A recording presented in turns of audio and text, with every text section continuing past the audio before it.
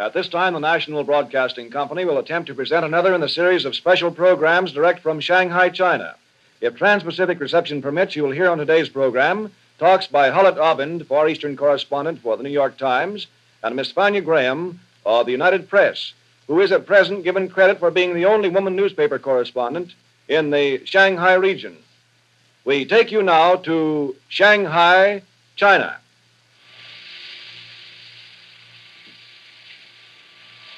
Hello, America. This is George Sheckman of RCA Communications speaking to you from Shanghai, China, and bringing you once again an interesting program from the metropolis of war-torn China. Our first speaker is Mr. Hullet Obind, China correspondent of the New York Times, who for the last 8 years has been giving the readers of that journal an accurate picture of events in Old Cathay. I am sure you will thoroughly appreciate his talk. I give you Mr. Hullet Obind. Speaking from Shanghai, it is difficult to believe that this message will be heard at home in the late hours of a quiet afternoon or the early hours of a peaceful evening, or that these words will reach fellow Americans out of a peaceful sky upon which millions of people may look without dread. Here in Shanghai, it is the dawn of a new day, and in all this distracted land, no one this morning looks to the sky with hope nor with gladness. Instead, we scan the heavens, fearing to see the soaring argosies of hate, which shower ruin and death on every side. In many cities in China this morning, great billows of smoke are graying the sky. Smoke from fires started yesterday or last night by crashing aerial bombs or bursting shells. And the one certainty of the next 24 hours is that devastation will be more widespread before tomorrow's sunrise, and that at least several thousand uniformed men and uncounted civilians will be killed or maimed and torn instead of opening their eyes happily upon a new day. The origins and issues of this terrible conflict cannot be analyzed in a short talk. Diplomats and propagandists on both sides are shrilling into the ears of the world accusations and charges, each seeking to condemn the other for what is occurring here, and the verdict of history is still far away. But for the Chinese people, this conflict is an unmitigated tragedy. As a people, they have had nothing to do with the origins of this undeclared war. And no matter who is the victory, the Chinese people will be the ultimate losers in everything, except a new moral stamina and a deepened realization of the necessity for unity. Mankind has tried for years to veil and cushion the horrors of war with various so-called civilized conventions. Theoretically, struggles of this kind are conducted between uniformed men who are fully aware of the risks and hazards of the profession of arms. Also, theoretically, the wounded are given every care that the spirit of mercy can devise, and those who are luckless enough to become prisoners of war are to be well treated. But here in China, we have war stripped of all of these conventions. This struggle is terrible and stark, and in many respects has gone back to the ways of savagery. Primitive hatreds have been loosed in this part of the world, and primitive methods of satisfying these hatreds now prevail.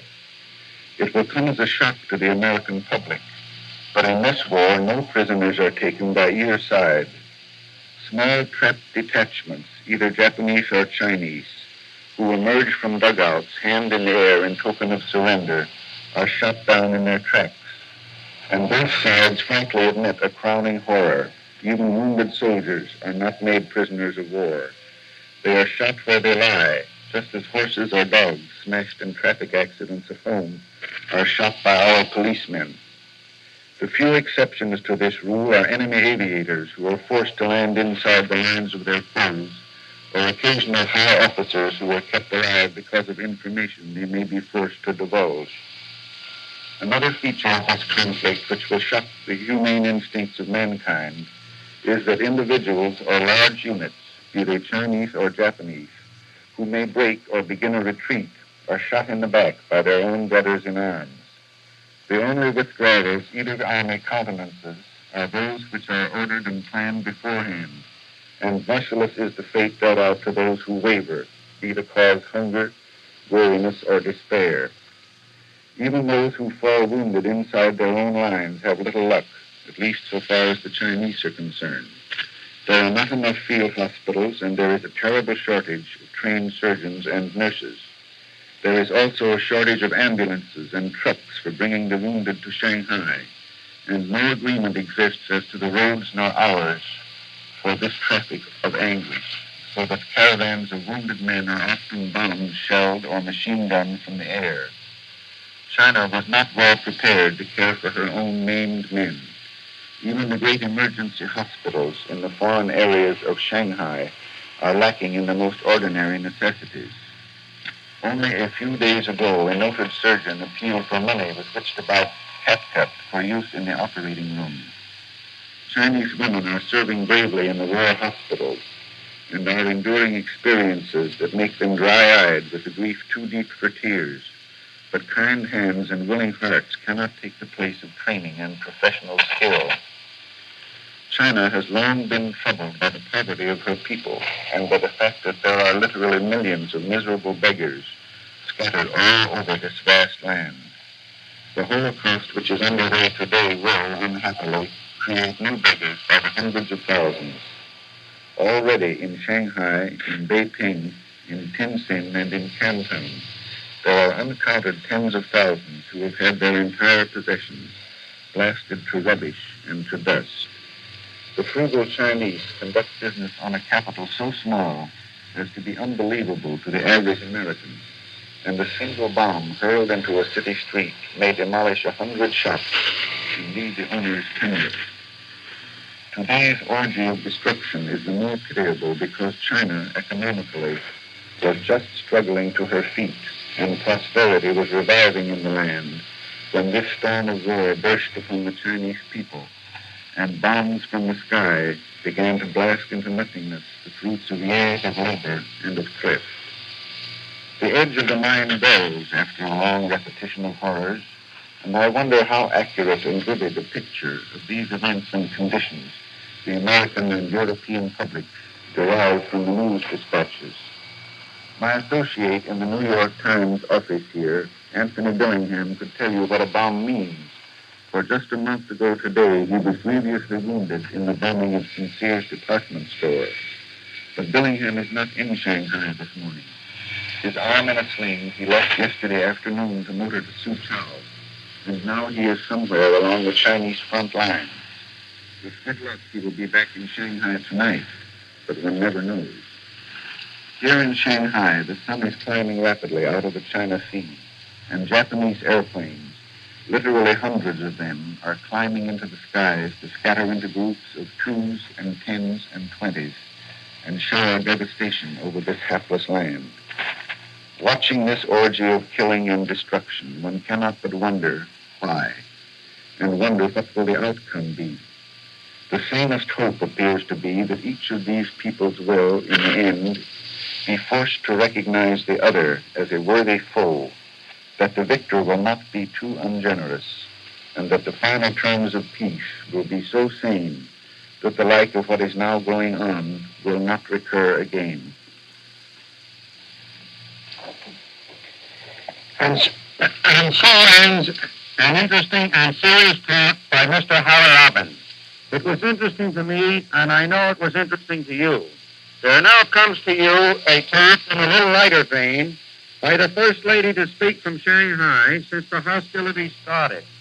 Miss Fania Graham, ex-Hollywood publicity writer, and now serving on the staff of the United Press, we believe the only woman correspondent in the war zone, will tell you of her impressions.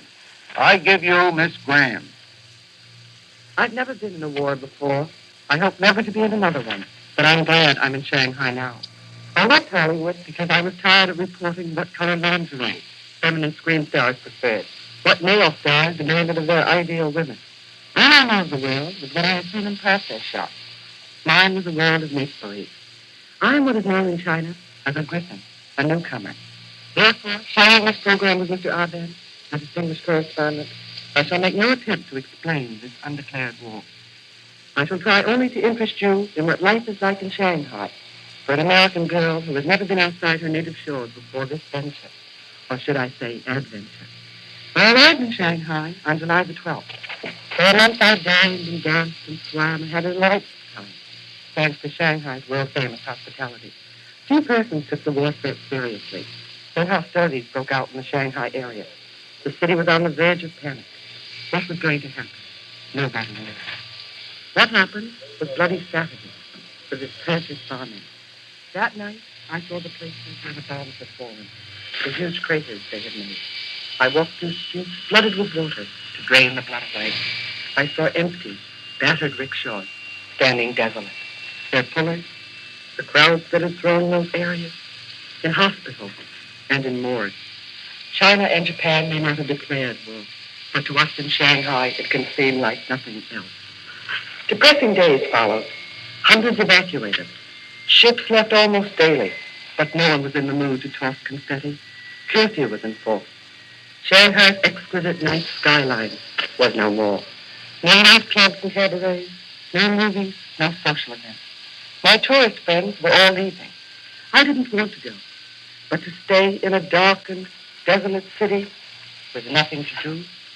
I wanted a job, and I found it with the United Press. John Morris, the Far Eastern manager, did his best to talk me out of wanting it. He painted gruesome pictures of what might happen, but I was too proud to be frightened. Incidentally, a word of advice to any footloose dancer. Take all the letters of introduction you can get. Look what one helped to do for me.